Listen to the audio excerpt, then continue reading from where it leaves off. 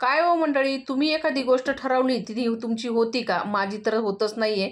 मी ठरवलं तर रात्री ना उडदाची डाळ भिजायला घातली आणि सकाळी लवकर उठून ना मुलींना नाश्ता बनवून देईन, म्हणजे ते ऑफिसला जातील. मलाच उठायला लेट झालं तर मुलींना जायला पण लेट झाले. मग मग काय पटकनी बनवायला घेतला नाश्ता. उडदाची डाळ आहे ना भिजवलेली होती, स्वच्छ धुवून घेतली.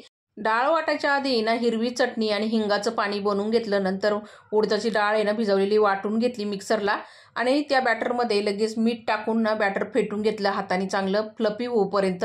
लगेच गरम तेलामध्ये वडे सोडून घेतले. आलटी-पलटी करून मीडियम गॅस ठेवून चांगले वडे फ्राय करून घेतले. मस्त जाळीदार कापसासारखे वडे तयार झाले.